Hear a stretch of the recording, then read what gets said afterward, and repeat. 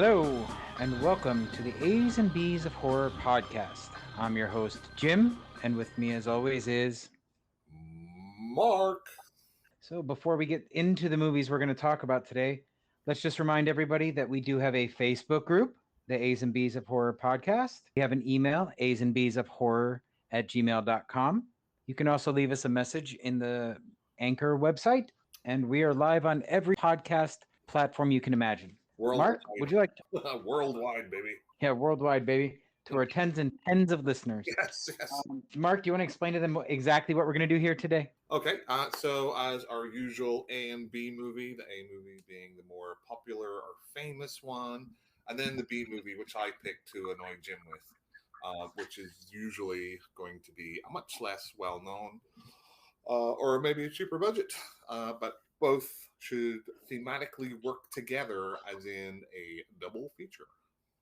So on today's menu, Jim, you've picked The Grudge 2004.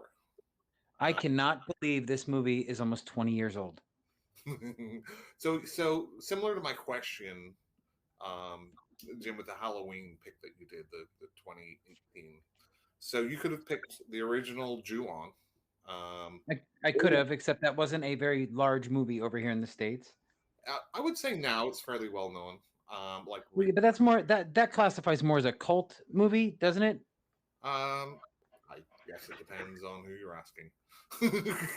But yeah, that's true. You also picked the 2020 soft reboot, The Grudge. So why did you pick this one? Well, to be perfectly honest, I never saw the 2020 soft reboot. It was all right. Yeah, I mean, I'm not saying anything good or bad about it. I never saw it. I think, wasn't it John Cho? I actually like him and most of what he's done that I've seen. I just never picked that movie up. Yep. But this movie, at the point in time when this movie came out, I had a soft spot for Sarah Michelle Gellar. I mean, I loved her from Buffy, which, funny story, I swore off watching for the first 3 years it was on TV because I was such a fan of the movie. Right. Once I did watch it, it turned out to be one of my favorite shows. I watched every episode and every season. So that was my primary draw to this movie was her. Okay. Had you seen the original prior to this? I had not. I did not see the original until many years after I saw this movie. Okay. Maybe we'll discuss if you can remember your thoughts on this one and the original. Yeah. So The Grudge, do you want to take us through it? This is by the same director of the original, I believe. Right? It is, and if I'm not mistaken, Toshio and Kayako are the same actor and actress from Ju-on. Right. I think you're right. So yeah, I think they brought all three of them with them to this remake. So I thought that was really cool when I found that out. Right. Do you think this remake was necessary? No, I think it was made because it was popular at the time. There were a lot of like The Ring was made. So the American version of Japanese horror was really hot at the moment that this was made. What I do like about this, compared to say The Ring remake, is at least they set this in Japan, even though 90% of the cast are white Americans. But hey, at least they took that effort to keep it in Japan. Well, there's one other thing that I really liked about this movie, and that's that Sam Raimi was involved. I tend to like a lot of the movies he's involved in. Oh yeah. And of course, if Sam's there, Ted's not far behind. Of course, because he is one of the victims in the movie. He is. I'm just going to go through a high level of the movie because I think at this point, with the movie being almost 20 years old, most people have already seen it. The beginning was one of those which I think really became popular with Scream, where they kill off a big star right in the beginning. Right. We open on Bill Pullman throwing himself off a balcony. We did. We have the absolute worst reaction by anybody in a movie I've ever seen in my life with the woman that's in his bed. Because she lets out a slight gasp and then looks over the balcony. Yeah, as if he's hanging on or something. Right. We cut from that scene and we meet Yoko. Mm-hmm. She's a girl who is a caregiver for an elderly lady. She walks into the lady's house and she's there to, meet the woman's needs and to clean up and, what a normal caregiver would do. She's going around the house. She's picking up the trash. Seems to just be everywhere. Mm-hmm. And she starts going upstairs, yet she misses a piece of trash. And this really bothered me. She missed a single piece of trash that doesn't leave the frame. And I was just like, get it. I rated it 1 out of 10 just for that scene. Oh, is that what it was? Okay, good. So the old lady that she's a caregiver of, she has like dementia, right? And yes. she is bedridden, basically. Well, that's not true, which we'll find out later. So, Her she goes through a very steep decline once she gets into the house. right at this point, she Uh, is basically unable to do anything. She's just laying in the bed and she doesn't say anything. Right. Right. So Yoko's going through the house cleaning and she hears a noise coming from one of the bedrooms upstairs and she goes in to investigate. And Mark, when you hear a noise coming from an attic space, what's the first thing you do? I would go up there, Jim. Would you really? Yeah. I don't know, maybe it's just me and the fact that as the viewer of the movie and I'm more jaded, I guess. I don't know. But I would not have gone up there. Well, she doesn't realize she's in a horror movie, does she? I don't know, that'd be very meta of her if she did, right? Right. So if I'm hearing something I bumping mean, in my attic, I'm going to go have a look. but it's not her attic. Well, still, I'd be like, what's going on up there? So at this point, she's just being nosy. Hey, maybe she wants to clean up there. She's obviously not doing a very good job. She missed the garbage on the stairs. Let's be honest. Right. So she climbs up into the closet and opens the crawl space and is promptly dragged up into the crawl space, right? Mm-hmm. So we're done. Yoko's gone. No more. So what I'll say about that scene, and this is one of the things the director does very effectively in both this and the original movie, is when people are looking around, then he introduces like the face of the woman or the young boy in the corner. Oh, right. I think those are very effectively shot. Oh, that is one thing that I will say. This entire movie has some of the best atmosphere of any haunting or ghost movie you're going to see. I think it's very well made in that respect. From the tightly timed out jump scares to just the intense amount of dread that the characters feel as they're being, I don't know, oppressed by this curse. I don't know if that's the right term or not, but you really feel it. And Sarah Michelle Gellar in the movie is the queen of subtlety. Like, I don't think she even screams in the movie. I think you hear her gasp and then you just see on her face what she's going through. Right. And one thing I would also say, and this is more like if I'm just sitting watching it, I'll kind of realize it. But as I'm writing notes down, you look at it a little bit more. This movie really, really jumps around from character to character and different scene in very quick, short bursts. It does. It's like a portmanteau of little vignettes of what's happening to these characters, which is similar, obviously, to the first one too. So although Sarah Gellar is quote unquote, the protagonist, it's not really based around her, and she's not in it like you would think. That's true. That is true. They do a very good job. So that was one thing that sort of put me off from Ju-on initially, was that I didn't understand the story. I didn't understand what was going on until the very end. Right. Where at least with this version, and it's probably got to do with the fact that I wasn't very interested at the time in watching foreign films, so I wasn't following as closely as I should. Once I understand the dynamic and the relationships of all the characters involved, and I paid more attention, I appreciated Ju-on more. This, I actually understood when they jump cut to other scenes and other characters, what was going on. And I think I mentioned last week I watched the same director's, what's the director's name? Takeshi. Yeah. I don't remember. Shimizu. I'm sure I butchered that. But I watched his Suicide Forest Village, and I think I was talking to you last week. It's very like that. Like the first half of it, it's like what is going on, but then the second half really ties everything up. So I think it's just a thing he maybe likes to do. It's very unsettling, and it does its job very effectively, I think. Right. I think it can be a challenge maybe for a regular average movie goer. Right. Because they might get disinterested. Yes. Know what's going on first watch. Right. So at this point in the movie, we get introduced to Karen and Doug. So Karen is Sarah Michelle Gellar. Yeah. And Doug is her husband, Matt Baer. I think that's how you pronounce it. Behr. I wrote down Walmart Ashton Kutcher.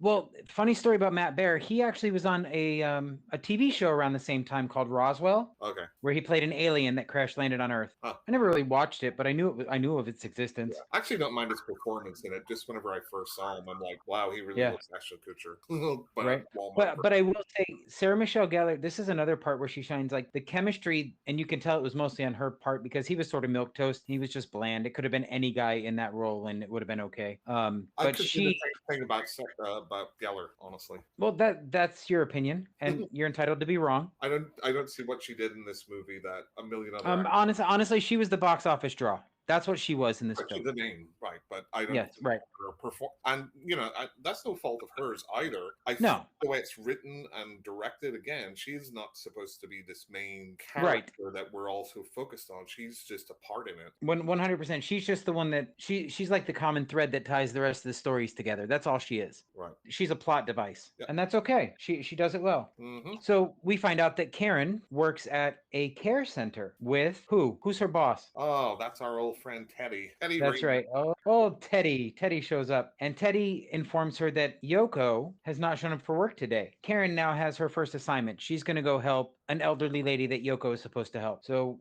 Another. Sorry, I'm going to keep on just interrupting you. that's okay.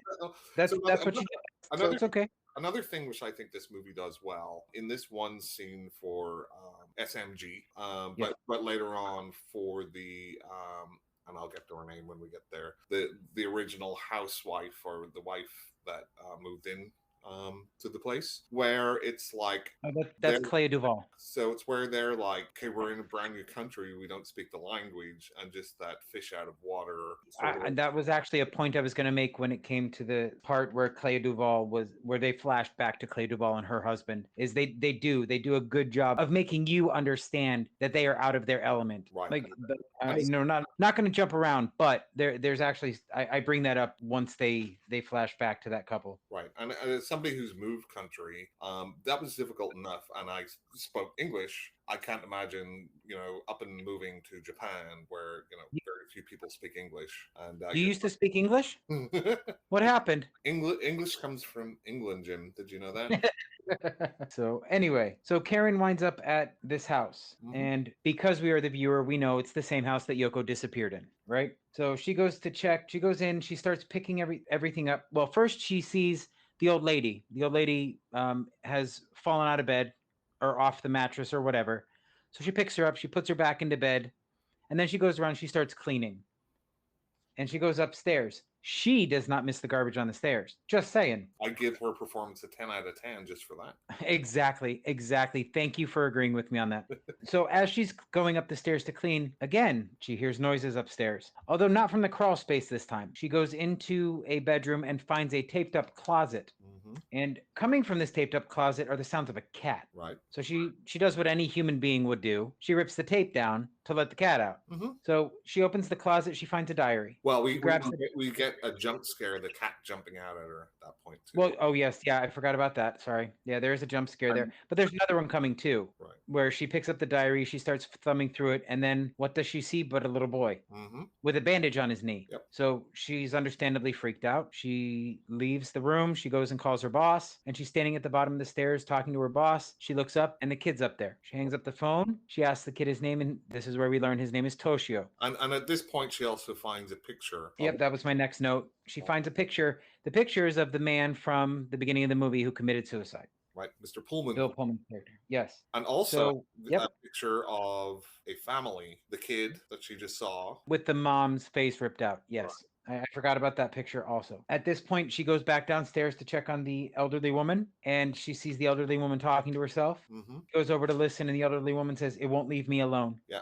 I just want her to leave me alone, I think. That's what it was. Thank you. I just want her to leave me alone. So Karen is understandably confused by this, and she's, tucking her into bed and making sure she gets comfortable. And then Karen all of a sudden feels something on her shoulder, and there's this hair hanging down. She turns and she sees the face, the infamous face from the movie cover. Right.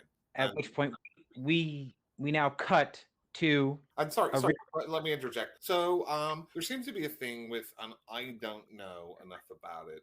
Maybe somebody can educate me about Japanese ghost stories, girls, and hair. Hair seems to play a big part. I don't know if it's some Japanese culture thing or something from legends or myth, but that seems to pop up an awful lot. I don't have an answer for that one. Sorry about that. Well, just let me know next week. Of course, I'll do my research for you, sir. At this point, we flash back to a realtor showing this house. And he's showing this house to Jen, Clea Duvall, and Matt, and a woman named Susan, who we will later find out is Matt's sister. Yes. The elderly woman is there too. She's walking around with them. As you mentioned earlier, she has dementia, so they're very careful about where she goes. Right. So they're all walking around, and the realtor's walking on the first floor, and all of a sudden they realize the mother's gone. So they all go running around the house looking for her. Well, the realtor goes into the restroom, where he sees the tub full of water. So he does what anybody would do and reaches into this black water to pull the drain stop, right? That's But what I while did. well, of course, everybody would, especially if you're trying to sell a house. Nobody wants to see that crap. But at this point, he gets grabbed. Right. But not attacked, I guess you could say, because he lives. An arm comes out of the water and grabs Right. up, but There's one thing, and maybe you can understand the face that he sees. I never did understand if that was Kyako's or Toshio's. I think it's Toshio. Okay, I just couldn't tell from the quick glimpse you get of the face. And if you remember later in the movie, it shows Toshio dead in the bathtub. Yes, yep, that is true. So Jen, Matt, and Susan find the grandmother or the elderly lady upstairs in the room with the closet, just staring at the ceiling. And then we flash forward a little bit, and Jen goes out grocery shopping. I think it's important to note, though, that Susan does not live with them. She lives in Japan, but she does not live with Jen, Matt, and their mom. Right, because that would be weird. Right. Well, plus Susan plays a little more of a role later. Right.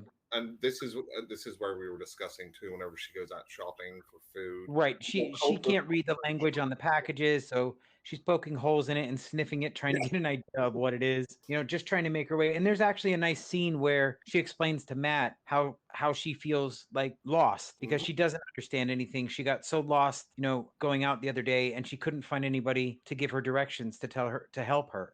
The days before GPS. I know, right? And they did all have flip phones though, so that was a nice little throwback. Jen is having ramen, or as I call it, ramen, and Ray loves to correct me on that. Is having some ramen noodles. She fell asleep on the couch. Right, and then when she wakes up, she heard a noise, and when she went to get up to go check on her mother-in-law, she saw her ramen spilled, and then she saw the little footprints in the water. So sorry, I had to read my notes for a minute. I got lost. Totally understand, so I can jump in. So, yeah, go ahead. She sees a cat, but then she sees boy's arms grabbing the cat. Right. And then we cut to the husband, Matt. Matt comes home. He's walking through the house. He sees all the garbage everywhere, and he's calling out to Jen. He goes upstairs into their bedroom, and lo and behold, he finds Jen laying on the bed, and she's barely breathing. She's completely catatonic. Right. So he bends over to check her breathing, at which point he is confronted with Toshio on the side of the bed, who opens his mouth and lets out this cat scream. I don't know how else to describe it. Another thing which I think was, very effective is the sounds of both Toshio with the cat scream, yes, and then the mother with the. So that was one thing I thought was done much better in the original.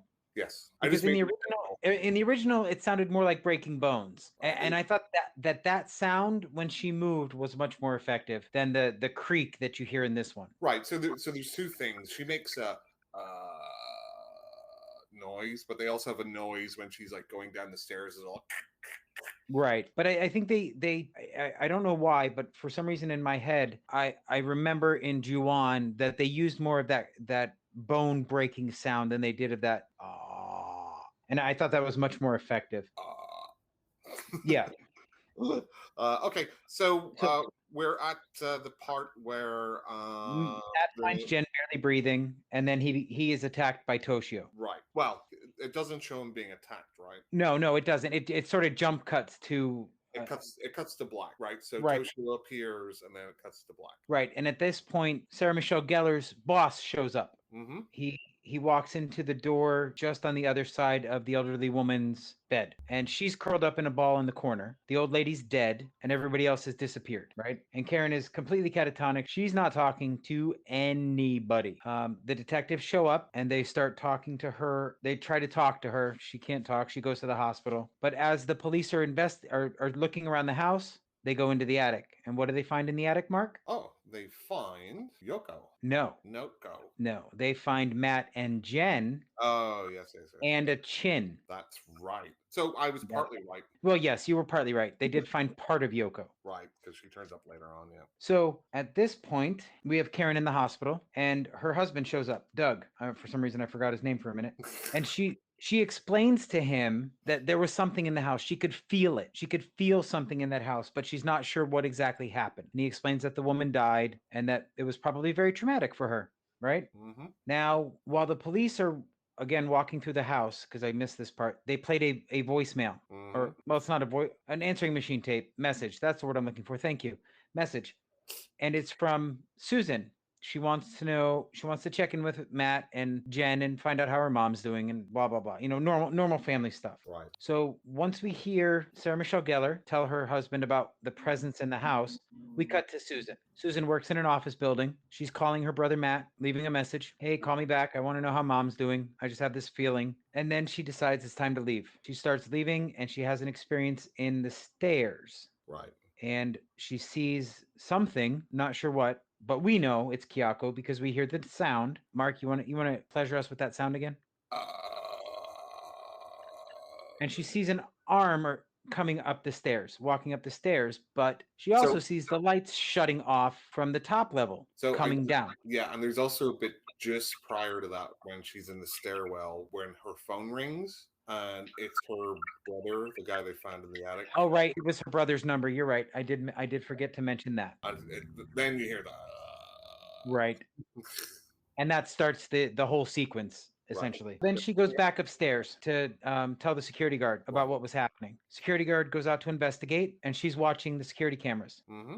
She sees the security guard go in one room, and then he leaves and starts going down the hallway. Meanwhile, this figure, shadow figure, what would you call it, Mark? Yeah, it's almost like darkness that forms into a person's silhouette. It shows up on the camera, and she's like, that's it, I'm out of here. She books it. She goes straight home to her apartment building, runs in, and we see her taking the elevator upstairs. Mm-hmm. What do we see, Mark, as she's taking the elevator upstairs? We see various shots of the little boy kind of looking at her as she's going up in another good scene, I think. Yeah, I agree. I think it's very effective in because you obviously know she's feeling some sort of dread. This is very good at explaining why she feels this way. Right. So she gets up into her room, into her apartment, and her phone rings. Mm-hmm. Who is it? It's her brother again. That's God, right. But he she actually leave her talks alone. to her brother this time. Yeah, and She gets to actually talk. Where is he, Mark? He's outside her door. That's right. He wants to come up so he can talk to her. Mm-hmm. So she rings him up, and immediately there's a knock on her door. Yeah. She looks through the peephole, and what does she see, Mark? She sees her brother. So what does she do? Like any other logical person, she opens the door, even though all this weirdness happened and he just made it up, what, 16 floors in a matter of 10 seconds? Right. Oh, perfectly logical. So she opens the door, there's nobody there.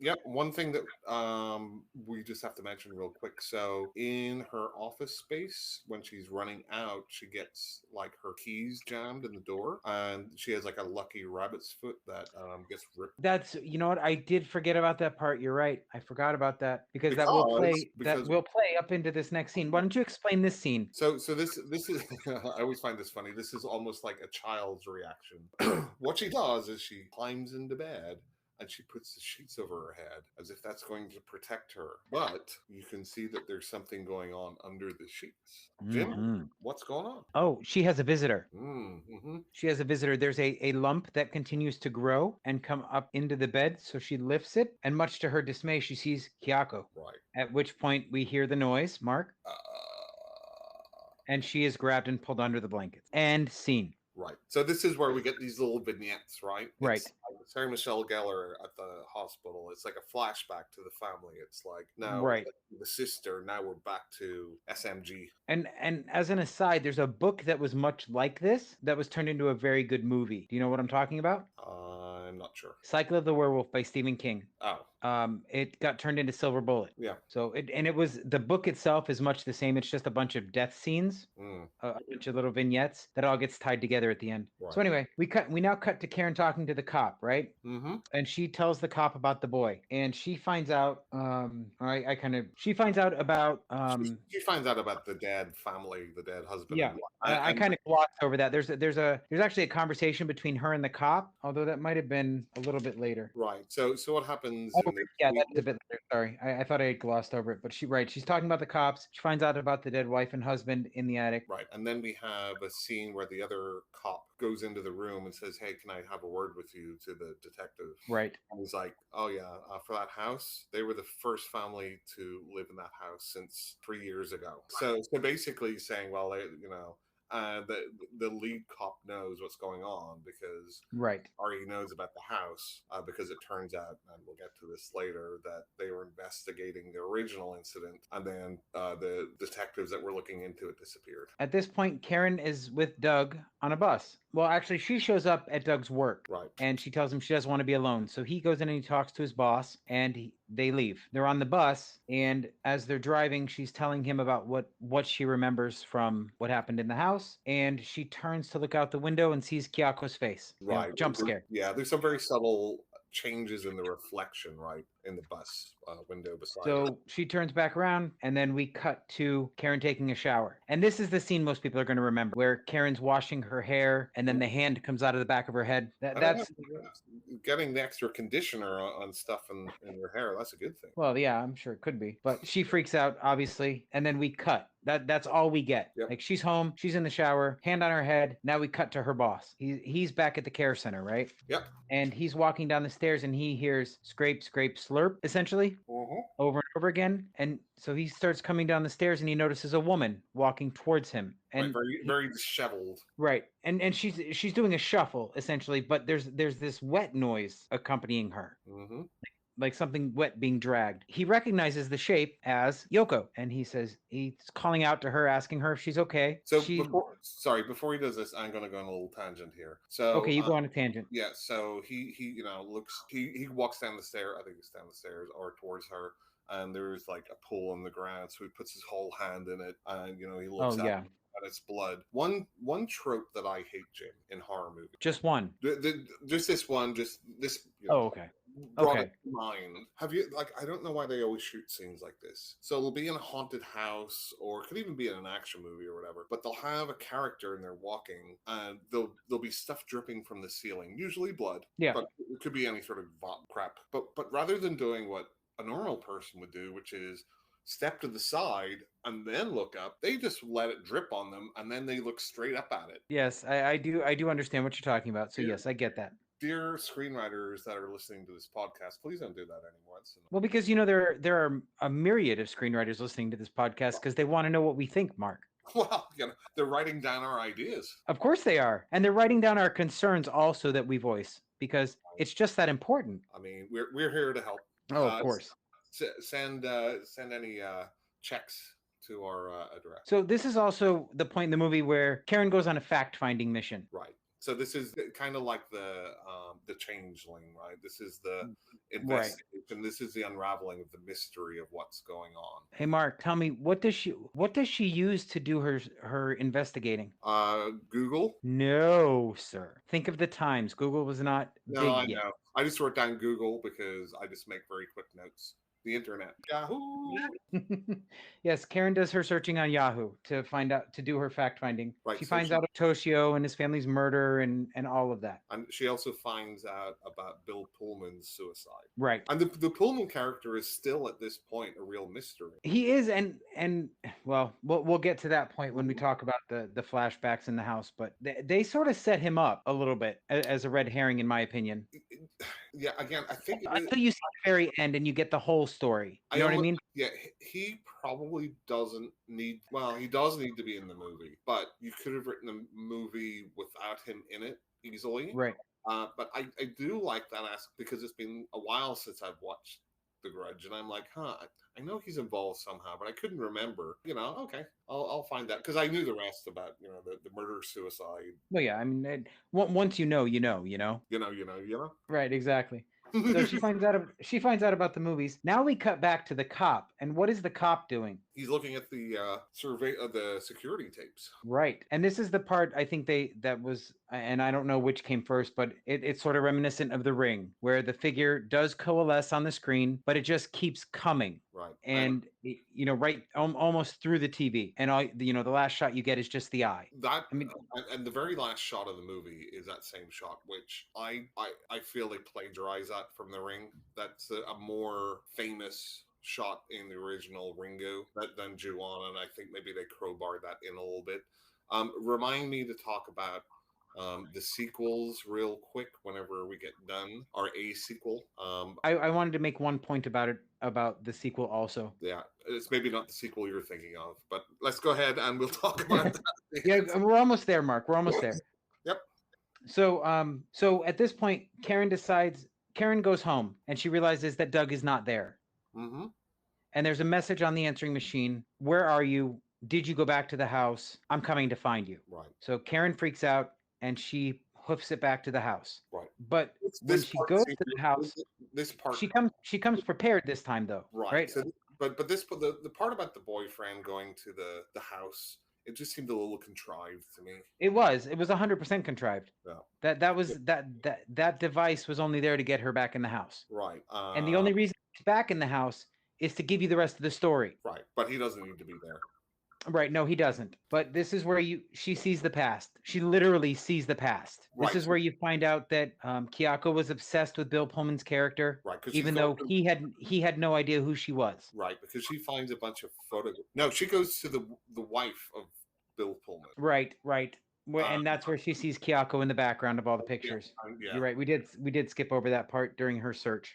And that's when we have this flashback. Now, whether it's a flashback that Geller is seeing or the audience is just seeing, I'm not entirely sure. No, she actually interacts with Kyako's husband, or thinks she's interacting with him in certain parts. So it is definitely something her character is seeing. Oh yeah, like she follows. Yeah. She follows Bill Pullman's character around for a little bit, and it's like he's looking into her at times, or there's even a scene where she accidentally touches him and he feels it. Right. So they're definitely interacting. So we have the Bill Pullman flashback where he's getting a bunch of letters at his work. Obviously, it's Kyako so he decides to go to the house, and here he finds Toshio in a bad way. Right. Like the kid is partially collapsed, and he's beat up.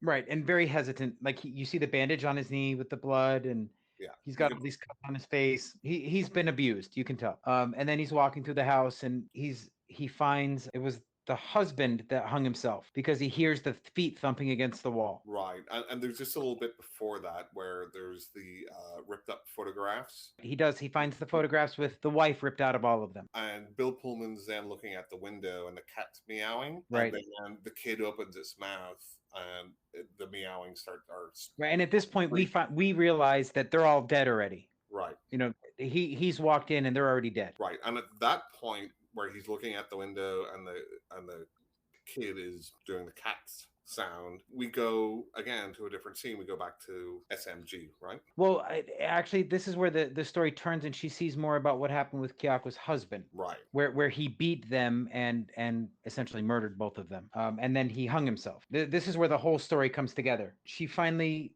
She goes to run back downstairs, and she trips over her husband. And at this point, she's decided she's going to burn the place down. It's the only way to get rid of it. So Kyako and of her. I think you just skipped over a scene. Sorry, Jim. That's okay. Cut me off. Maybe because there's no subtitles, but there's a scene where she is talking with a detective on the rooftop. This is kind of the exposition dump there. Right, where he explains about the house and everybody disappearing. Yeah. Right. Yeah, we did. Then he's talking about the curse.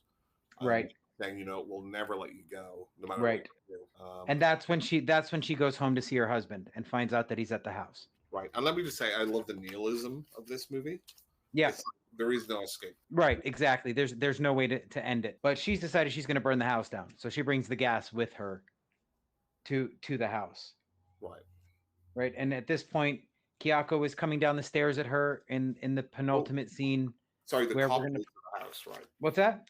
It's the cop that goes to the house. He's bringing. That's right. That's the part I couldn't remember how the gas got there. I'm not gonna lie. Yeah. So he goes there. Right. This is where we see Toshio in the bath, like submerged, like his head into it. Right. And then the kid ends up drowning the cop. Right. You're right, because that's one of the lines on my notes. Toshio drowns him. Right, and now we go back, and this is where, like I say, it's very like back and forward, cut. Yeah. Then we go back to SMG, and this is where she's got the voicemail from her boyfriend, and then she like flips out, and this is I'm like watching this, and like she's like running in the middle of the street. Like you're just Yeah. running in front of me. And it's not an athletic run either. It's a panic just flailing. Yeah, it's a Steven Seagal run. Yeah, there you go. Not very So graceful. I guess I'll jump back to Karen at the bottom of the stairs with Doug in her arms and Kyako coming down the stairs. Meanwhile, the whole time she's still seeing what happened to Kyako, where her husband beat her and drowned the son, and then hung himself. Right, and All because he found Kyako's diary that said Kyako and whatever the professor's name was. I'm sorry, but I don't remember. Whatever Bill Pullman's character's name was, Kenneth or something like that. Peter.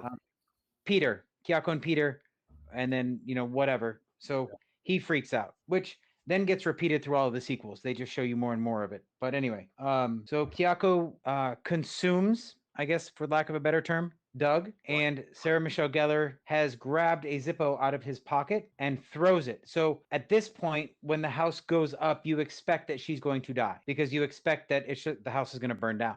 Right. And she's inside of it. She can't get out. But lo and behold, because there's a sequel, she gets out. Right. So do you want to give away the ending, sir? So, I mean, basically, we have the position where the boyfriend's dead. The cops husband. They're married. It's husband. They married? They are. They are. It's her husband, Doug. Good for him.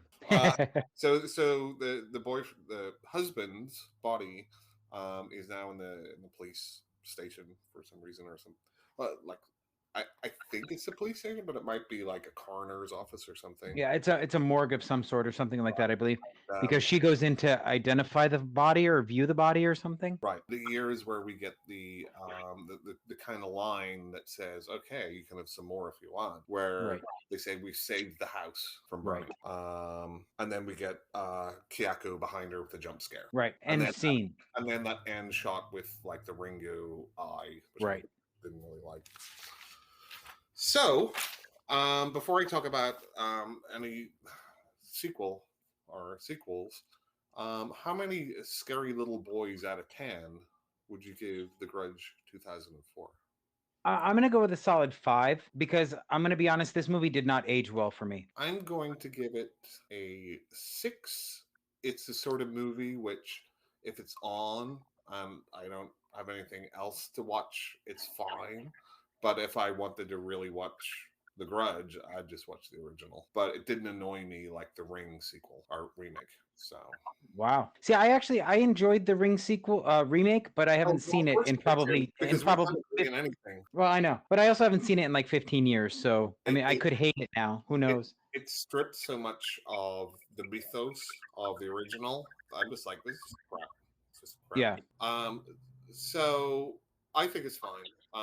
Have you seen Kyako versus Sadako? I 100% have. That is the pinnacle of cheese, and it is absolutely beautiful. I thought it was a lot better than what I thought it was going to be. Oh, I do agree. I'm not saying that it's not. However, it is a cheesy movie, and they embrace it, they love it, and they run with it. Right. I think it knows. So it doesn't go to the level of like Freddy versus Jason, where that's just self-referential mocking but fun. This one's just kind of fun and a bit goofy in places. Right, exactly. It's done really well because there is the same tone. They try to take it seriously, but I think it's even evident in the writing and in the directing that this is over the top and they know it. Right, and so there has been other sequels. There's been I think I saw there's like a series on Netflix or Amazon or something, which I haven't watched yet. For what? For Ju-on. Oh, okay. No, I haven't seen it. So it's I'll have to look it up. So as I look it up, what are your do you have any final thoughts? So my only final thought about this was the sequel. This was the first sequel that I remember where they killed off the main character in the very beginning. Because if you remember from the Grudge 2, Sarah Michelle Gellar falls off of a parking garage. I don't remember the sequel. That's the opening of the movie. Her sister comes to find her in Japan because nobody's heard from her. And she's in the hospital, and Kyako is hunting her, and she falls off a roof in front of her sister, and like her body lands in front of her sister on the sidewalk. Yeah, I'd need to watch that. I mean, I've just got basically no merit. I just seen it. to me at that point or at that time when that movie came out, that was a novel idea, and I thought it was amazing. So that's the only point I had to make. And there's the Grudge 3, Yeah, that 2000. was garbage. That was straight garbage. That was a purely cash grab. That's all that movie was for is to try and make money. I don't think it was well done. I don't think it was well thought out, and I don't think in any way, shape, or form it should have been brought into the series. It was garbage, straight garbage. And yeah, I haven't seen it. And then on the 10th anniversary of Ju-on, there was 2 sequels: Ju-on White Ghost and Ju-on Black Ghost, which were released both at the same time, featuring 2 unrelated but also ill-fated families. And that's what the Grudge 3 tried to be. It was not in any way connected to the original 2 movies, but it was the same curse, if that makes any sense. Yep. Well, I mean, a curse is a curse, and they kind of like say that. I'm like, right. Then most houses everywhere would have a curse on them because, depending how old they are, there's probably nasty stuff happening in a lot of houses. Right. So we did not get any listener feedback on The Grudge. So there's nothing for me to report, but I did see that you voluntold Sarah Miley Cooper that I would mention her feedback on the next piece of garbage we're going to discuss. Right. So, Jim, you and I can't be friends anymore. Oh, and why is that? Because, man, oh, man, you need to open up that cold, dead heart of yours. Enjoy life. I do enjoy life. I do enjoy life. And I think you'll appreciate my opinions on this movie. I really do, even though I did not like it. Enjoy different, interesting experiences. As soon as you introduce me to one, I will. Get out of the movie theater. Different, exciting, inventive movies like 1977's Hausu, aka House. Garbage. Jim, can you give us a synopsis of what goes on in House? Sure. This is a story of 6 girls, and this is Japan, right? That have decided they're going to go on summer vacation to the main character, Gorgeous is her name, to her aunt's house back in the village that her mother came from. Now, mind you, this is an aunt she's only met once, maybe twice, and she's taking her 6 bestest buddies to spend the summer. And much enjoyment and fun is to be had. And lots of bananas. And bananas. So you may have noticed, and I'm going to give you some interesting factoids about this whenever we kind of go through it. But so this movie opens with what is the production company? Oh God, I have no idea. It's Toho. Okay. So Toho is a very famous Japanese movie production company, best known probably in the West for their Godzillas. Okay, that's fair. I did not realize it was the same production company. Right. So right. first, I think it's important to say that this was a first. This was supposed to be an experimental horror comedy, and it was one of the first of its kind in Japan. Right, and there's an interesting story about how it was made, etc., which we can get into in a little bit. But it's just an experience, I think, watching this movie, whether you like it or not. Right. No, it is definitely an experience. And I will not say that I'm not going to say that I hated everything about this movie. There were some parts that were extremely entertaining. There were a couple parts where I laughed out loud. And there was actually one point in this movie where had it ended, I would have appreciated it much more. But it just went, it just continued for too long, in my opinion. To me, I mean, I think it didn't take too long. I think they could have got to the house quicker. Oh no, I don't think it took too long. I think they dragged the story out too long, because there was one point, and I'll mention it when we get there, where if they would have ended the movie at that point, I would have been ecstatic. I would have loved it. Right. I mean, and almost talking about the story is missing the point a little bit, I think, because this is not a movie with any sort of real linear make sense plot, right? Are you kidding? This is more of a fever dream of a movie. I disagree. I think there's a definite plot. I think there's a definite progression of the story, regardless of how ridiculous it is. No, I'm not saying I'm not saying it's incomprehensible, but what I'm saying, there's a very linear plot in this movie. But what I'm saying is the plot is secondary to. Well, what the For movie. you, maybe. For you, maybe you might have been in it more for the experience and the experimental aspect, but I was in it to watch a movie. Well, it's still a movie, but I know, but I think we may have approached it in different ways, and so it may be because of our backgrounds in theater and movies and that sort of stuff. But I didn't go into this looking for an experimental experience. I went into it trying to watch a movie. right, and every movie we watch would be a movie, right? But I think there's different movies. So this to me is very kind of art house, right? Right, and I would agree with that. It is very art house. Art house movies aren't really usually centered around the plot, right? Right. They have other things going on, which is what Right, and this is very much about the visuals. This is a visual movie. They put a lot of emphasis on color and sound and aesthetic. You know, that's all there. So I do agree. Yeah.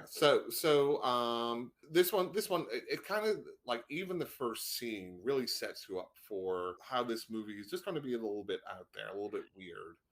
So can we before you get into the movie itself, can we talk about the main characters and their names? So economy of writing, Jim, right? we don't need to know their backstory because the backstory is contained within their name. No, but I think it's worth noting the six main characters and their names. Well, so yeah, their attributes, right? We first have Fantasy. What is she known for? Being a daydreamer. Correct. We then have Mac. Mac likes to eat. Right. Then we have Prof.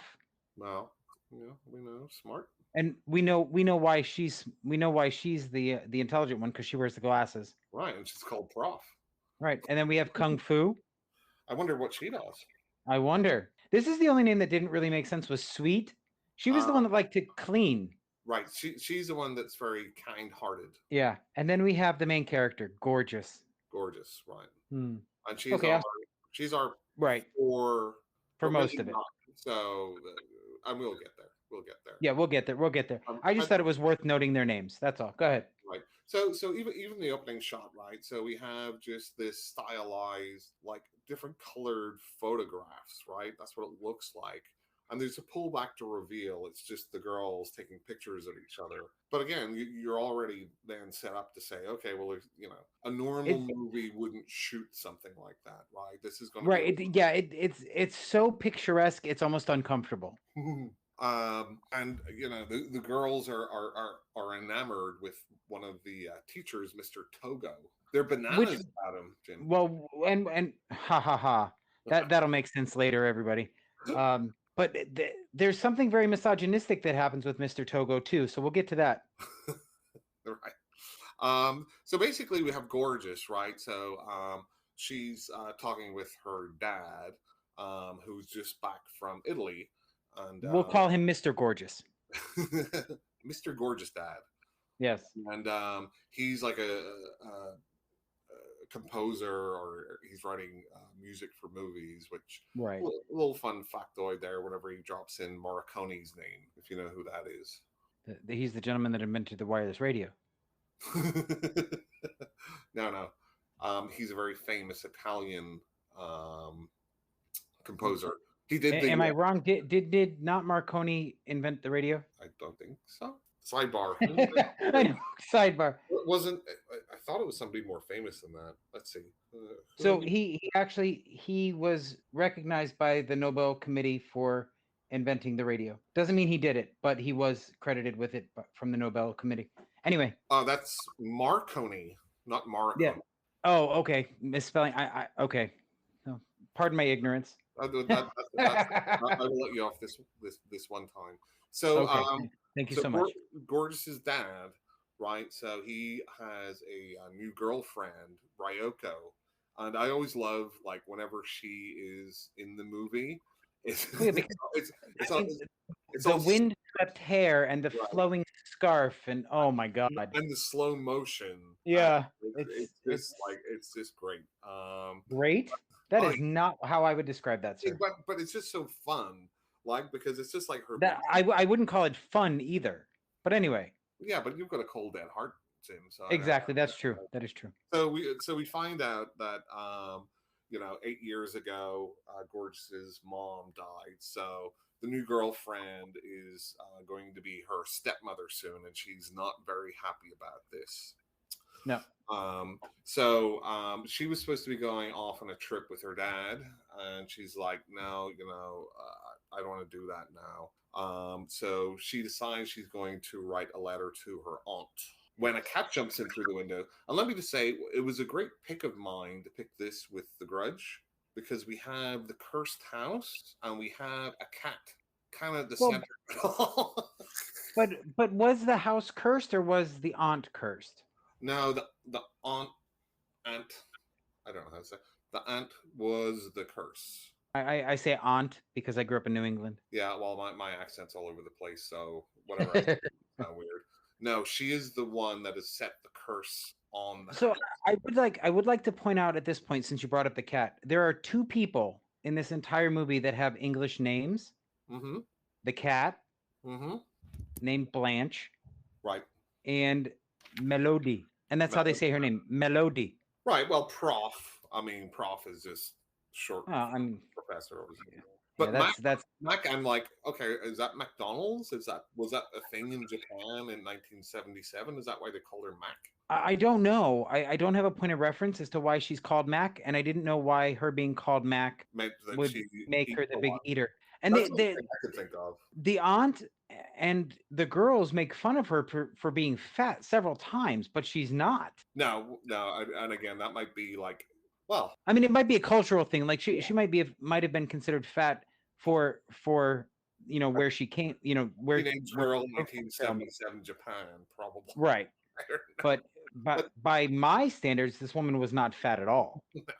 And here's a great there's thing. Another. Go ahead. The great thing about this movie is that typically, no matter what's going on in the movie, all the girls are super happy all the time.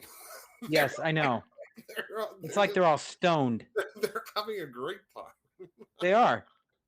And there's a lot of illusions in this movie, or a lot of references to illusions, like, oh, it must have been an illusion. It must have been an illusion. It must have been an illusion. Right. Yeah. And I think some of that is also directed at fantasy, right? Because but they don't call it an illusion with her. They call it, what do they call it? Oh, I forget what they called it, but they didn't call it an illusion.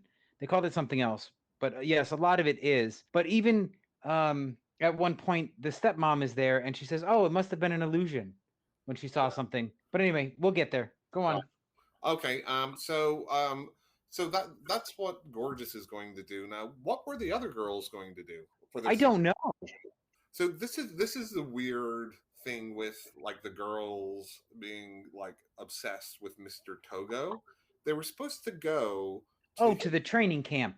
Right, training camp that his sister owns. Well, his sister owned a bed and breakfast. Right, but she's having a baby, so so that's not going to be open, which then, because of that, they can't go to the training camp. I don't know what that means, but yeah. So their plans are gone, but Gorgeous receives a letter back, I think the same day, from her aunt, and the cat is on the mailbox. Well, she actually had already invited them before she got the response. Right, but I think it's the same day she got it. It is the same day. It does. So there's one thing I want to point out about this cat. Every time this cat is supposed to jump into somebody's lap or somebody's arms, you can see the shadow of the person throwing that cat. That's the aunt. Oh no, because at one point they're throwing her to the aunt. I know, it's funny. It's like per cat is just like being thrown around. Projectile. But again, and it's almost like going over this plot. It kind of doesn't really speak very well for the movie, because we have this next scene where it's like a musical almost. Yeah. And we have Mr. Togo with the slapstick. What the hell was that? And the almost like stop motion where he falls on a bucket and it gets stuck in his butt. And all the girls. It's like just random things happen here because the girls are all. Did you notice during the music montage that there's a random American thrown into the line of men that they pass by? Did you see the two cowboys? Cowboys. I can't speak. I did not. I did not notice the cowboys. Yeah, just as they were going to get on the train, just like weird, random stuff like that. And by the way, Mr. Togo, I guess, was a very famous country singer in Japan. Oh, The more you know. yeah. The more you know. The more you know. So you know they're on the train, and they're going And at to this point, they're watching a film. they're watching a film. Well, yeah, because Gorgeous tells the story of her aunt. Oh yeah. So well yeah, that's while they're on the train. Right. So when they get on the train, Blanche is Oh, there. right, and Mac has her bag of groceries because she's constantly eating. Oh yeah. And of course, whenever we were introduced to Melody, she was playing a guitar. Right. So the cat is on the train, and I'm not sure.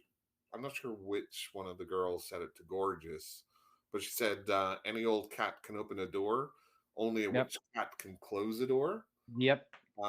Which comes up later on in the movie too. Several times. And you know, again, if you look at the visuals of like their train journey, right? So you have like the backgrounds. There are lots. There are lots of stage backgrounds, like Right. painted stage backdrops in this movie, all over the place, everywhere. You know, and again, It, it's just so unexpected to, you know, somebody who's used to watching just normal narrative movies, right? My right. wife actually watched this with me. She decided to I'm watch. so sorry. I'm so sorry you made her do that. No, she liked it. Did she? She liked some of it. She thought it was a little slow to get going too, but Well, yeah. That's not an untrue statement. but at the same time, I think a lot of this, like you talk about slowness, and even I felt a little bit, but there's still interesting things going on to look at for me. Well, yeah, there like I said before, there's a lot visually to take in with this movie. Yeah, and even the sound design where they have like mismatched soundtracks. Yeah. So you'll have like a real upbeat, happy song, and it might be something like somebody's getting eaten or whatever. You know, there's definitely that, and this is now where we have the flashback, right? Right. The aunt's boyfriend who's going into World War II. Right. But what's interesting about this too is with this flashback, the other girls are kind of commenting on Yeah. what's going on in the flashback. Mystery Science Theater 3000. Yeah. So so it goes back that the boyfriend promised to come back to the aunt, Right. but he never came back, so the aunt's still waiting. So correct me if I'm wrong in this scene, right? When he's marching and she's watching from the side, the aunt's watching from the sidelines. Weren't the girls at the back of that line? I didn't notice that. Because I swear, and I could be misremembering, but I thought there was a cluster of them like running along with them. That Like I knew there was the girl holding the umbrella, mm-hmm. but I seem to recall like the girls were at the back of the line, like goofing around behind them. I could be wrong. That would not, but that would really fit in with this eclectic Yeah.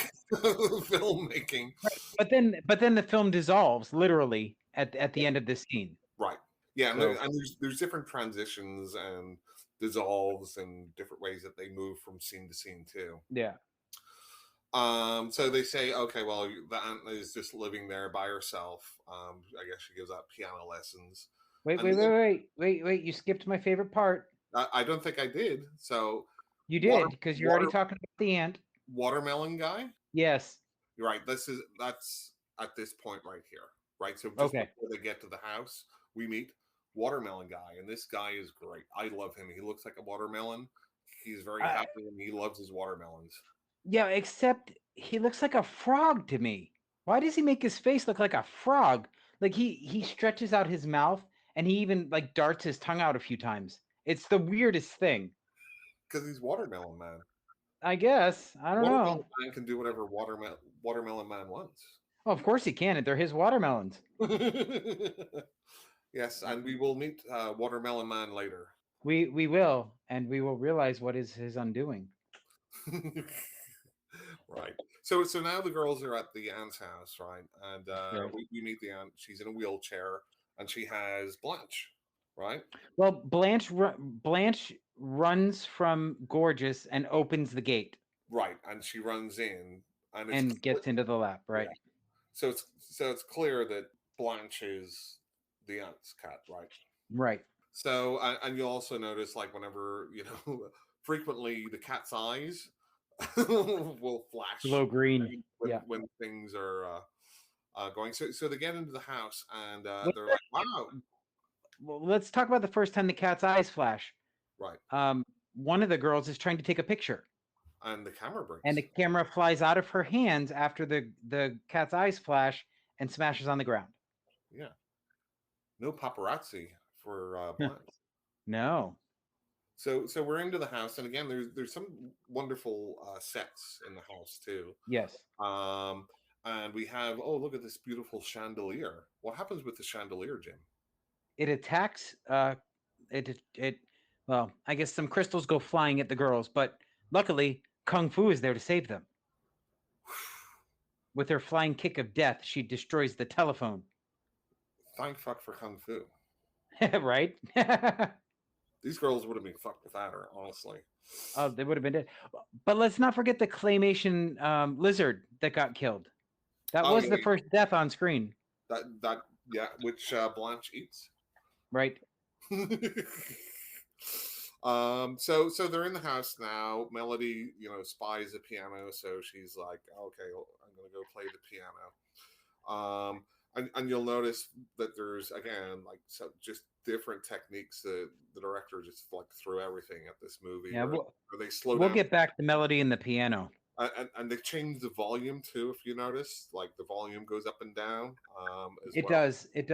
But I didn't know if it was me or not, and I'm sorry to harken back to it. But did you notice that the sound in The Grudge was very low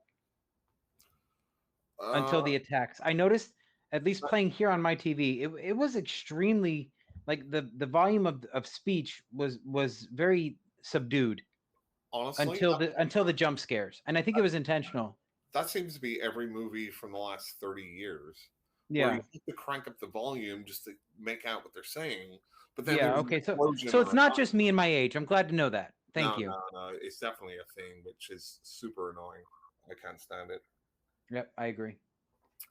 Okay, so they're they go into the kitchen because Mac has a watermelon, so she wants to put the watermelon into the fridge. Well, first they accuse Mac of stealing the watermelon. Right, but no, she paid for it. And they're all very happy about this all the time. Right. About everything. They're happy about everything at every moment. Even when they're being killed, like they're happy. Yeah. That's great. Especially Melody. Right. Yeah, she is super happy about that. But the fridge is out of order. But we'll get back to the fridge later. Right. So the aunt says, well, why don't you put the watermelon in the well, like it's the natural way, the old way of keeping it cool. Right. So after a while, Mac doesn't come back. So yep. Go ahead. I said yep. I was just agreeing with you. So Mac goes missing for a while. So Fantasy goes to look for her. Well, Fantasy doesn't go looking for her till after they've eaten. So they've eaten and they want the watermelon because Mac went to get the watermelon from the well. That's when she disappears. And then the girls are now done eating and they want their dessert. So they go to Fantasy goes to look for Mac. Right. And what does she find, Jim? She is pulling up what she believes is a watermelon. Turns out to be Mac's severed head. And this is one of the funnier moments in the movie. Like I legitimately laughed out loud with the ridiculousness of this whole scene, and it was great. I thought it was so well done. Yeah, I thoroughly enjoyed this scene where Mac's head bites Fantasy on the ass. Mac is obviously still hungry. Yeah, absolutely. I thought it was hysterical. I loved this scene in the movie. Right, and now we see that the aunt is able to walk. So right. We're starting to get the impression, well, Mac's dead now. The aunt. Well, so maybe she's getting some sort of energy. There's a little. I was going to say there's a little bit of and I don't know if I'm jumping ahead of you, but where they're eating the watermelon, and the aunt teases Fantasy by opening her mouth with an eyeball in it. Right, and that's really the next scene. Okay, so I did jump ahead. Sorry about that. No. Well, no, it's the next scene, as in it's the next thing that really happens. Right. But they pull up they go out because Fantasy's like, oh, it's Mac's head, and they go out and they're all laughing, giggle, giggle, uh, and then they pull up what was in the well, and it's a watermelon. So they cut up the Right. watermelon, and they're eating it. And as you said, and it's actually a very creepy kind of scene too, because It the because her face, couple of times, the aunt has a very angelic face. Like she looks very wholesome until she starts doing these really twisted things to these girls. right, and yeah, she's having a good time too. They're all having a good time. Well, she is now. Now she's really starting to enjoy herself because she's letting her her extra orifices out to shine. So I didn't think I'd hear that phrase today. I'm glad I could surprise you, Mark. So Mac's still missing, but they kind of don't really care at this point. They're all still having fun. Sweet, being the sweet person that she is, decides to help the aunt, and she's like scrubbing the floors, right? But she hears the cat, and she goes looking for the cat. And what does she find? Wait, I'm totally lost on where we are because I was really expecting the fridge scene to come up next. No, this is where Sweet goes in. She finds all the bedding, and then she finds like a creepy doll in the bedding. Oh, okay. Yep. But now we go back because Gorgeous is out having a bath. Right. Sweet is looking for the bedding to make up the beds to make sure Right. that the sheets are clean and stuff. Yes. Okay. You're right. I did forget about that. And now Gorgeous is having a bath. And again, we have another scene with hair, right? So the hair kind Right. of keeps up on her. Kung Fu is defending She fights everyone. off the wood at this point. Yeah, so she kicks the ass of some bits of wood that are flying her way. And again, she's still having a great time. And she's big, and she is the one that says, "God, it must have been an illusion." Yes. Now the aunt is like really energized because she's dancing. She's up in the rafters. She's dancing. She's dancing with that awesome skeleton. Oh man, when that skeleton started dancing as Melody was playing the piano, I thought it was hysterical. But we also see that the aunt is eating a hand at this point, and she's still terrorizing Fantasy, right? Because the next thing the aunt does is while they're cleaning the kitchen. I have to get there in my notes. I don't remember right this second. It'll come to me as I go through my notes. I'm sure. She disappears into the fridge. Right. Oh yeah. But Gorgeous has had her bath, right? But she goes up and she's looking at different pictures in her aunt's room, right? Melody's downstairs playing the piano, and this is where the skeleton's dancing behind, which is just awesome. But another great scene here is Gorgeous is putting on makeup. Oh yes, gorgeous, and the mirror. This was a really trippy scene. Right. This Gorgeous's we'll call it Gorgeous's consumption. That's what I called it. So the mirror breaks and she breaks, right? Very interesting visual, and then she ends up burning.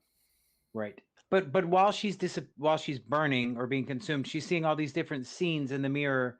Her aunt's all of a sudden got fangs, and then her image morphs into her aunt, and a bunch of other little things that she sees. But and that'll be important later. Right. And our next couple of scenes again, they're very back and forward, kind of like the Grudge too. Melody's playing the piano, and the piano bites her. Right. Then we go to Sweet, and she is being attacked by what, Jim? By the bedding. By the bedding. Could you imagine? She's being attacked by mattresses. So let's see. Okay, so Sweet. So they go looking for Sweet, right? And they can't find her. Right. But they do find that creepy doll in there. And they do find her panties, her bra, her dress, but they do not find her. And they do smell her panties. They do. As you do, Yeah, of course. No. Yeah, I mean, I if I find a pair of underwear, I definitely sniff them every single time. And in Florida, there's lots of around. Yeah. Okay. So anyway. This is a part where they're starting to like freak out a little bit, even though they're still having. Hang on 1 second, Mark. I got feedback again. Go ahead. This is a part where they're starting to freak out, even though they're still having a great time. And they have, this again, a movie like scene where Mr. Togo is coming to save them. Right. So that's the misogynistic part, right? Because as these girls are running around, and they realize that they're screwed at this point, because the whole tone of the film changes while they're in the house at this point now. So they know they're in trouble, right? And they're not happy anymore. Well, they're still pretty happy. No, I think at this point, okay. They go from comparatively giggly and happy to scared to giggly to happy, back and forth. Yeah, well, yeah, that is true, because they do still giggle and laugh, but the tone of the film has changed now. Everything is darker, right? And at this point, they're running around and they're saying, "Let's call Mr. Togo. We need to get a hold of Mr. Togo. He's a man. He'll save us." Right. Well, isn't that true, Jay? I'm not saving him, and neither's Mr. Togo. But again, this because he's bananas. This is parallel to the aunt and her boyfriend, right? So right, she's waiting for the boyfriend to return. They're waiting for Mr. Togo to come save them. Right. And again, that's maybe a cultural thing. Maybe. Too. I mean, it probably was a cultural thing in the U.S. in the 70s too. And it's possible we were mere babes then, so we right. we don't understand that perspective. So they find Gorgeous, and they have like some staggered shots, right? They're going to go. But she's not behaving normally. No, and again, that's done with some of those staggered shots, and she's not talking, and she's not. And the boobs, they do show her boobs. Well, yeah. I mean, once her top comes off, she starts being all kinds of weird. Like, don't make it weird. Just be naked. Can I quote you on that? Yes, please. But they Gorgeous goes to the phone and says it's out of order because she was going to call the police. Right. But this is where the house now locks them in. Yes. So the doors slam and the windows slam. Again, all in a kind of fun, stylized way too. Yeah, it's a very the entire thing becomes kind of fun house at this point. Right. And like it's like fun house gone bad, essentially. Yeah, and we also have a scene of Gorgeous who's outside because she says she's going to go get help. I was very but yep. She is outside doing what? So there's very dreamlike song playing, and she's juggling balls of light.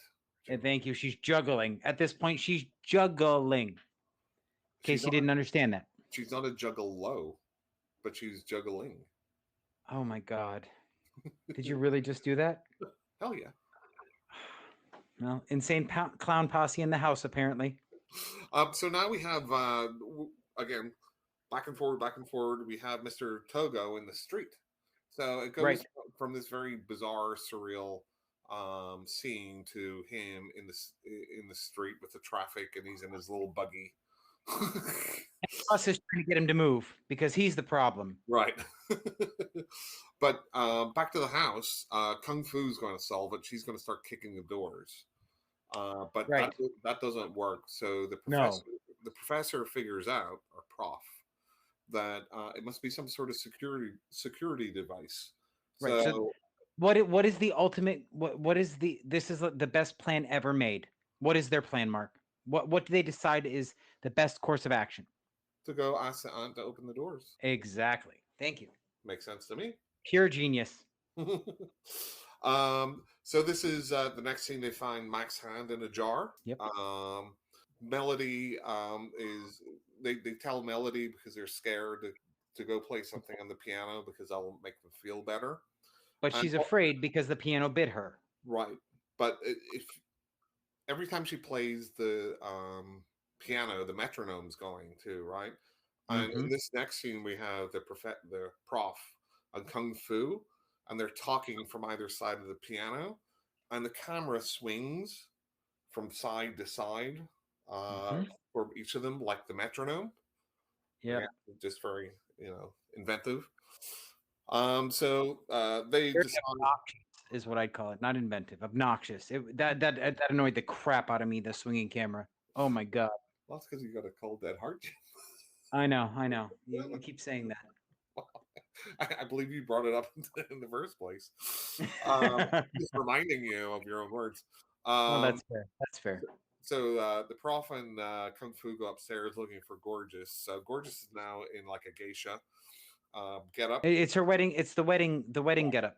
Yep. and again back down with Melody on the piano. And this time, what happens to Melody in the piano? She gets eaten by the piano. So it starts off with her fingers, Her it doesn't just bite her. It takes off her fingers, right? and she starts laughing about it. Mhm. And then she puts her hands back down, and this time it takes off the whole hand. Right. And then it just starts to, essentially swallow her. Right. And there's blood and there's arms and legs. This is very. I 100% believe that with this particular scene, the acid or the director had dropped acid. That's the only thing that could explain the scene at all. and yeah, it's one of the most famous scenes in the movie. It's ridiculous and it's terrible. But I digress. It's a lot of fun. So Prof and Kung Fu, they're looking around. They find a journal. Yes. After they find the journal, they find a grandfather clock, and Sweet is trapped in there. Yes. And Sweet gets killed in there somehow, and now you just see like the blood right going up where the pendulum is, etc. And Prof can't believe it. This can't be real. This can't be real. Right. It must be an illusion. That's my new mantra. It must be an illusion. That's like every Monday morning. That's what I think. Yeah. This couldn't be real life. Yeah. I wouldn't have chosen this. So we also have another fun scene of, and I'm going to use the word disembodied a lot going forward. Melody's disembodied fingers playing the piano. Yes. And it's just the fingers. No right. other part of her, just her fingers dancing on the keys. We now go back to Mr. Togo, and he's eating noodles. And who's in the background, Jim? Do you remember? I do not. There's a bear, but it's that's right, the bear. Yes, I'm sorry. I did. That did grab my attention because it was moving and interacting with them. It wasn't just a stuffed bear. No, it wasn't a stuffed bear. No, it was one of the characters. I know. So Prof and Kung Fu decide they're going to try and barricade themselves, and the Prof starts reading the journal. Next, we get this really cool scene of Gorgeous's huge head just coming into the scene. Yes. And she's saying, "I'm in my aunt's world," right? Yes. And here's where we get, as if we didn't really gather before, but the aunt had died many years ago, and her body just she basically eats young unmarried girls which is why there are none left in town, right? Which is why she was so eager for her niece to show up with her 6 friends, right? And at this point, like the whole set, just everything's going crazy at this thing. Things are just flying around. Yep. The blood hasn't started yet, right? No. So Kung Fu decides that okay, Gorgeous. Well, she was probably lying because it was like she was possessed about the phone. So she goes to try to use the phone. The phone strangles her. Yep. The cord. It tries to. She gets away. But it's Kung Fu. Yeah. It's hard to beat Kung Fu. Although it's hard to beat Kung Fu. So we have Mr. again inside the house, outside the house. Mr. Togo, he's driving around his buggy. He's trying to look for the house. He can't find it. Right. There's no house out here. Now we have a scene where Kung Fu and Gorgeous are fighting, and again, Gorgeous is in that wedding geisha outfit. Yes. And then we move in, and I think after Prof has been reading the journal, etc., they figure out it's kind of the cat is doing a lot of this, right? Or the cat is controlling it. So she's getting Kung Fu to get the cat. But before she can, the light fixture. Yes. She is swinging from the with her head stuck in the light fixture from the ceiling. And she's trying to kick or whatever, and we get some real surreal scenes here with the arms and legs. Kung Fu's disembodied legs fly out and it actually kicks a painting of the cat that was in the background. Which is where we get the first glimpse of the movie poster with, it turns into that cartoon screaming cat thing. Right. So let me say this about that, okay?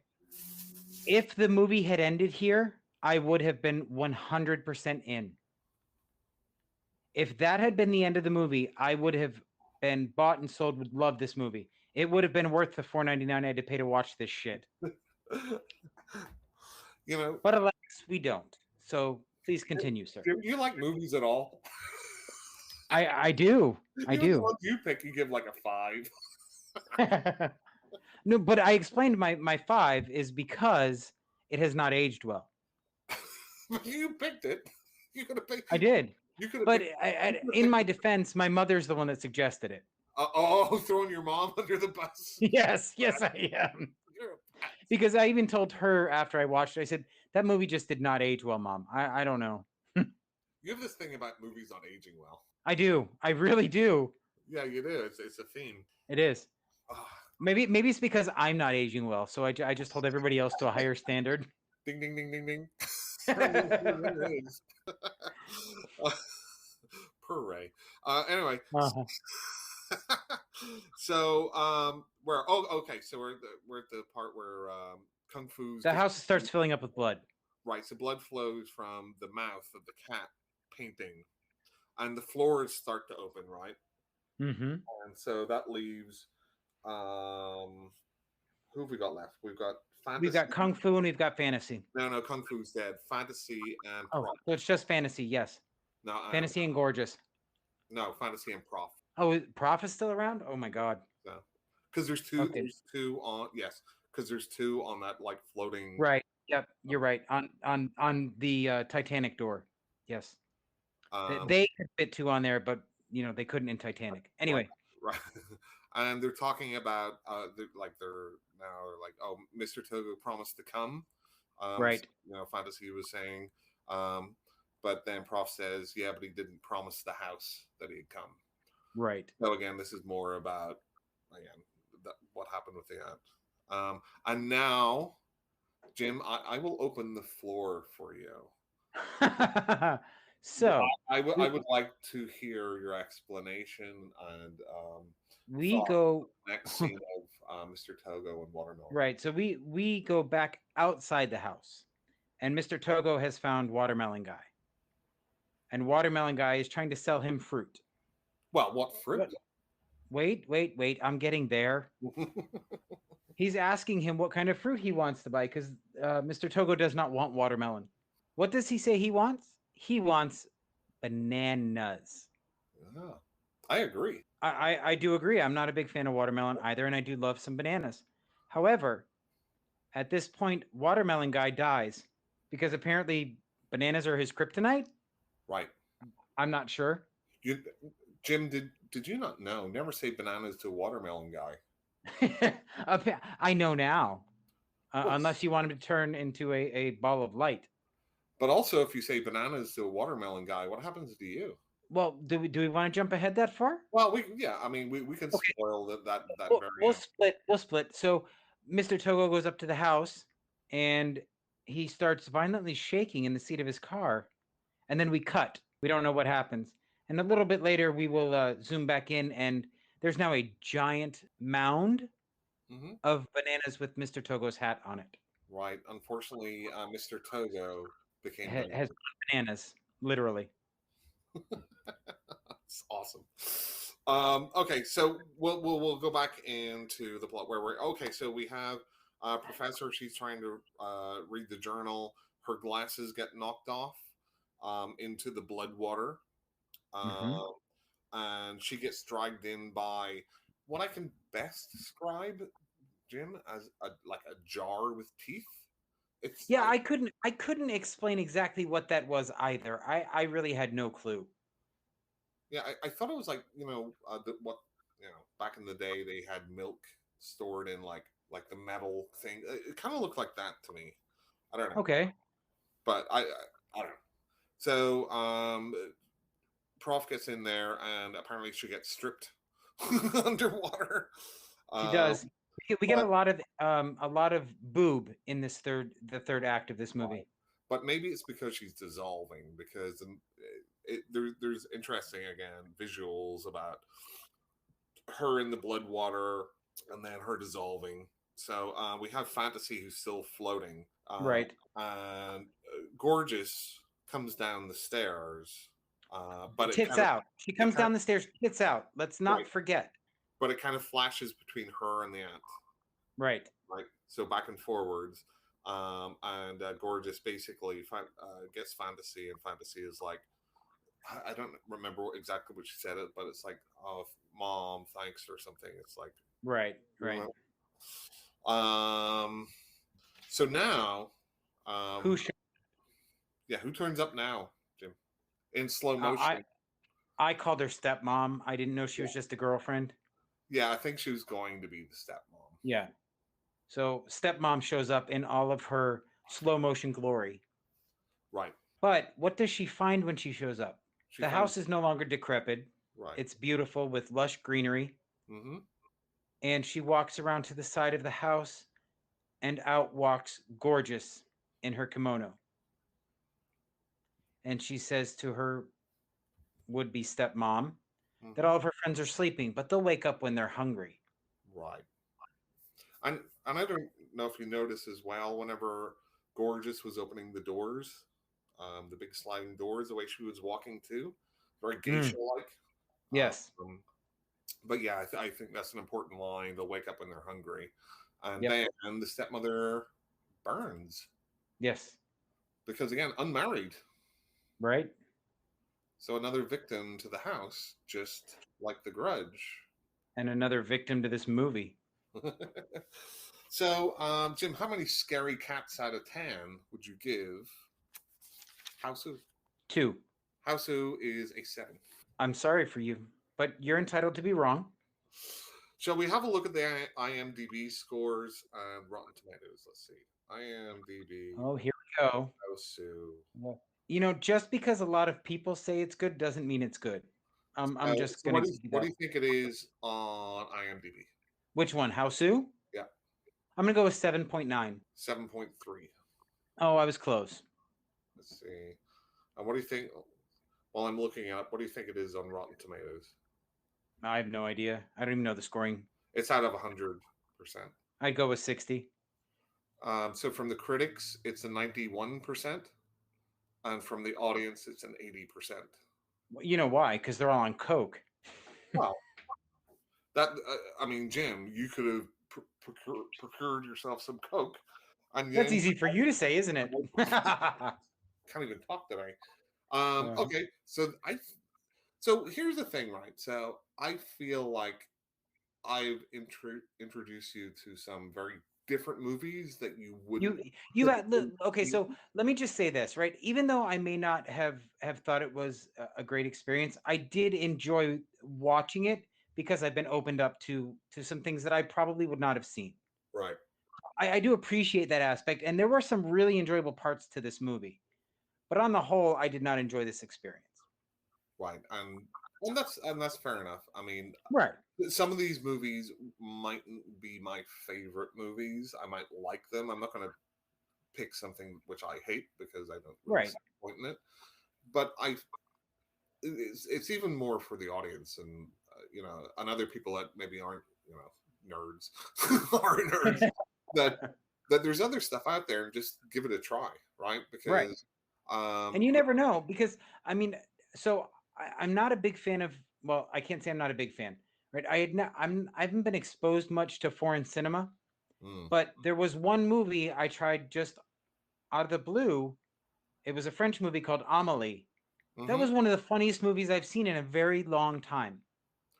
Right. Like I laughed harder in that movie than I have in probably 10 years. And my favorite horror movie is a foreign horror movie. Which one? I don't think I'll say it yet. Okay. Maybe I'll wait till it.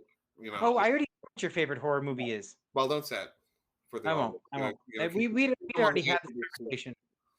But I'll, whenever you make a pick that seems thematically somewhat aligned to it, I'll have that as mine. I don't know if you've seen that or not. I have not. Okay, I good. have not seen that movie. And I think that's where we started this conversation when we saw each other at Spooky last. Right. I think that's when it came up. So yeah. So again, this is about more just diversity, I guess, and like looking at And it is. And like I said, lesser known, and I might start picking some older movies too. yeah, and my mother even asked me about that this weekend. She says, "When are you going to pick some of the old?" She mentioned one of her favorites, Mark, that you mentioned last week, The Entity. Yes. Now, see that. Now that's. I wouldn't really call. I mean, it is old, but whenever I say old, you may be looking back to the 1920s, Oh yeah, like the Nosferatu and yeah, right? Yeah, maybe some of those will sprinkle in. I think I've picked foreign for 3 out of the 4. Although you might want to call the change in Canadian. well, and I so like the Last Shark and the Changeling, I would not consider foreign films. Oh no, no, no! I The know it last was the last shark is very much an Italian movie. right, and I get that, but it was still in English. And when I think foreign, I mean in like The Devil's Backbone, that's entirely in Spanish, or Pan's Labyrinth, or something that's in an entire foreign language, not one that's been dubbed um So, or is done by Italian filmmakers would you think? or other countries filmmakers, but still done in English. Would you consider like Suspiria a foreign film? I've never seen the original, so I can't say You for might certain. have seen it, but things like Cannibal Holocaust, would you consider Never that? seen it. Uh, would you consider? Let's see. Um, I'm trying to think of something which is English language that you might have seen that's very much a foreign movie. Like any British movie, English. Uh, Would you I consider love the old Hammer movies. them foreign? No, I would not. So you only look at the language, you don't I look. do. And that's probably is my downfall. I do base that strictly on language. That's your own classification, and Right. I mean, it is what it is. But like I that's like saying that that movie. And I don't know if you've seen it, but there was a movie called The Asphinx. If that's how you pronounce it, Asphyynx. the aspects. Yeah, that again was an English film, but I would never have classified it as a foreign film. Yeah, I mean, if you look at like Dario Argento, right, very famous Italian Right. director. So like He, right, he Demons 2, because it was not in English, I would classify that as a Demons foreign 2 film. is in English. Is it? Yes, Holy crap. I lost. Then I'm lost because I don't remember it being in English. I've only seen it once though, so I love pardon Demons me. 1 and Demons 2. Lamberto Bava. But again, those are, and you'll find like a lot of Italian, especially, maybe some Spanish and French or whatever. Right. They'll have it English language because they want to market it to like the U.S. Right. So they don't want it to to have subtitles and this and that. But they're shot made, financed, everything, and a lot of the actors might not even be speaking English and they're being dubbed over. Oh, so I'm sorry. I had a little bit of trivia for Hausu for your movie. Mm-hmm. Did you know that other than the actress that played Gorgeous, this for many of the cast, they were first time actors. Yes, I did know that. Yeah, Here's that's a nice little piece of trivia that I read. Well, you might have read the same articles that I did. So, do you know the writer who ended up being the director also? Toho actually wanted him to write a movie along the lines of what American movies? That I did not read, so I don't have any clue. So it's 1977. What was a very famous American horror movie a year or two before that? The Exorcist. Jaws. What year did Jaws come out? 75. Oh, really? Mm-hmm. I thought it was 78. No. Oh, wow. I did not realize that movie is older than me. No, you have to remember that Jaws 2 was 78. That's where I got it confused. Okay. Jaws was the first big summer blockbuster, and then Yes. 2 years later is Star Wars. Mm-hmm. But yeah, Yep. I guess they had initially approached him to do some sort of Jaws-ish movie. Okay. But yeah, I guess he talked to his daughters, and he wanted something more. He thought like normal movies were boring.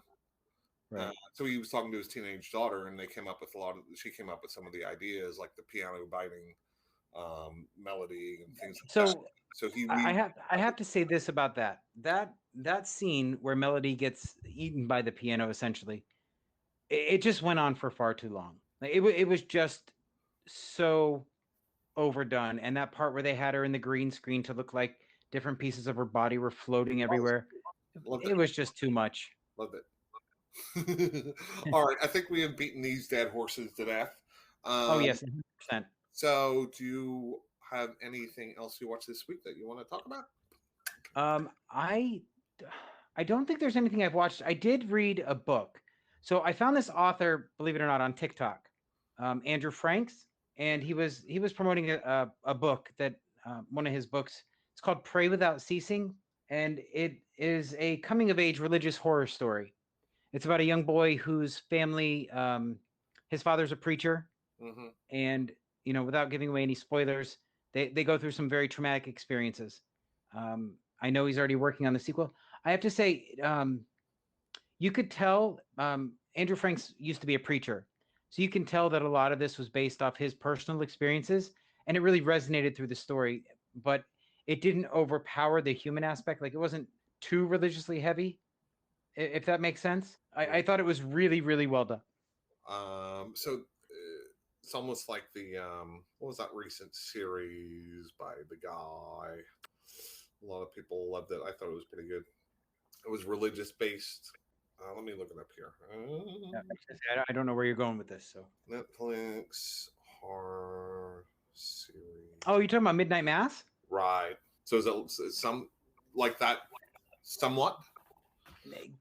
And not really. I mean, the religious part, yes, it plays a heavy. It is very heavily ingrained in the story, but different thematically. It's a bit different.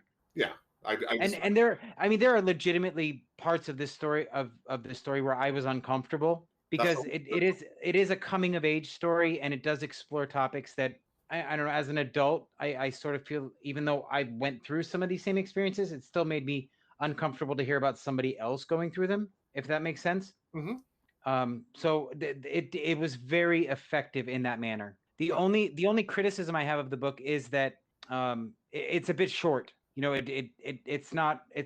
I think the audiobook was only a little over 2 hours. I enjoyed it so much that I wish that it was longer. Right, so it's like a novella almost. Yeah, exactly. So you loved it. Your score 2 out of 10 is this how we're scoring things, Jim? No. Because I did say this would be 4 out of 10. This novella would be a solid 7. Wow. Yeah. It's definitely one of the cooler things that I found on TikTok, rather than those stupid dance challenges. Oh, by the way, though, let me say this about that. We are on TikTok, A's and B's of Horror Podcast. Yes. In case anybody's interested.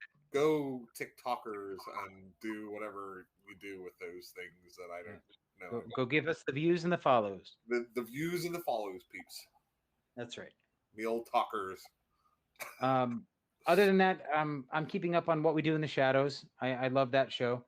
Mm-hmm. And that's really it that I can think of off the top of my head. There were some trailer drops. Did you see them this week? I have not. I don't think I've seen any recent trailers. The most monumental one that I've seen was the Spirit Halloween movie. I'll have to look that up. With Christopher Lloyd, right? Christopher Lloyd and Rachel Lee Cook. Oh. But I will say this, they do give it away in the trailer that Christopher Lloyd is in like 5 minutes of this movie. Not shocked. Yeah. But it looks like a good video rental, essentially. It's not going to be a big blockbuster, or it's exactly what it's going to be. It takes place in a Spirit Halloween store. Yeah. So it's exactly that. It looks charming. It looks like it could be fun if it's well done. I'm sure it'll be. I'm sure it probably will also, but I have hope. Jim, you'll love it. 2 out of 10. Yeah, exactly. So what about you, Mark? What did you watch and or listen to this week? Yeah, I got a few things. So I'm up to the third, just finished the third episode of Resident Evil. I could not keep up. I watched one episode and that was it for me. I I actually, yeah, I thought the first one was the weakest, and I think it's got generally a little bit better since then. So things have been moving along a little bit more. So it's all right. Okay. It's just something. But you don't do TV shows, so what's the deal with that? So it just depends. If I can get past like the first episode or second, well, first of all, I have to be interested in the concept, right? Right. Okay. If I can get That's fair. through the first couple of episodes, and if it's not like a super long series, I can get through that. Okay. Speaking of series, Miss Marvel, which I've not even started that. which was a series I wasn't particularly interested in, just because the trailers kind of made it look more like it was aimed at teenage girls. Right.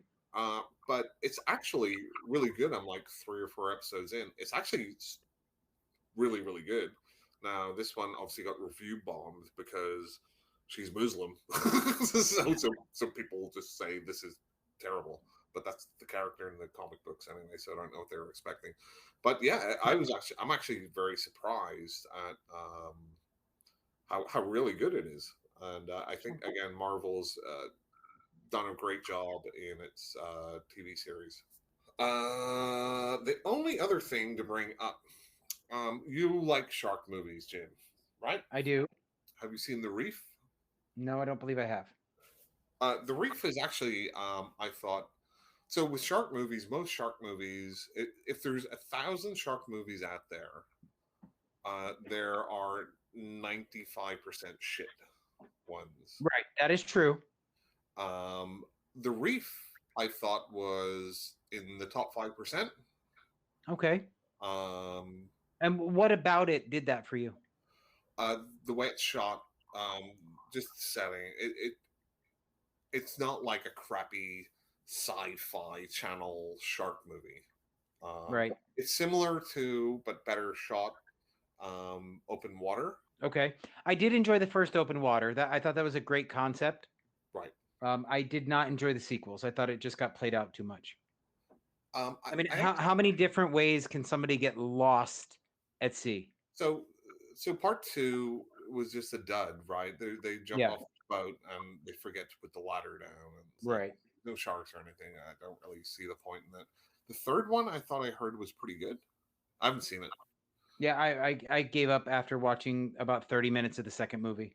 Right. So I've heard some good, like, people are surprised because part three was good. So I have to catch up with that whenever it's on some streaming sites. Some are free.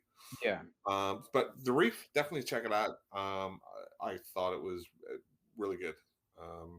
So I just noticed today, Shudder had The Reef stocked. So that's STALKED, not like they're stocking it. Oh, okay. Okay, gotcha. Which is, I guess, the follow up to it, different scenario. Okay. This really is, I hate to use this term. So the first half was great, and then it really jumped the shark, Jim. Ha ha ha. It really did. It was weird because. Well, really are we talking literally jump the shark or just No, that might have been better. But okay? up to the first half of it, there was good acting, interesting characters, nicely shot. Very little CGI shark, which looked terrible, but they just cut it pretty quick. So it's like, okay, that's fine. But more of a serious one. It's not like a sci-fi movie thing. Right. But in the second half, it's like the writers just like gave up or something, or they couldn't write the second half of the movie compared to the first half. It's just like, right. I have no idea where you're going with this, and the characters making stupid decisions, and it's almost like a different movie from the first half. So right. Yeah, that one, and that's like a 5 out of 10 because first half great, second half terrible. Right. Well, that's fair. Those are really the only things I think that I've watched this week? I did actually hear a little bit of news that I'm super excited about. So there's this series of books. I don't know if you're a big reader, Mark, but there is this series of books called the Rook the Rook. The Rook. Well, it's the Rook Files, book 1, 2, and 3. But the first book is called the Rook. The second is called Stiletto, and the third is called Blitz. The third has just been announced. It'll be out in October. I'm so excited because this series of books, it's written by Daniel O'Malley. The first book follows this woman, Mifwini Thomas. No, Myfanwy. I don't know. How would you pronounce that name? Myfanwy. Mifney? Yeah. Okay. I mean, you're probably more seasoned at that than I am. But anyway, she wakes up with amnesia, and through this book, she finds out that she was part of a society that investigates and deals with paranormal threats. And she has some sort of power, essentially, to help this organization. So it's so well done, so well written. The second book, Stiletto, it took me a little while to get into that one because it doesn't center around the same characters. They still show up in the story, but it's about other characters, right? They're not the starring characters anymore, and that's what I'm expecting from the third book, Blitz. But I'm telling you, if you enjoy sci-fi, paranormal type stuff, and I'm not talking about witches, I'm talking about weird science experiments, telekinesis, that kind of stuff. Then you would enjoy these books.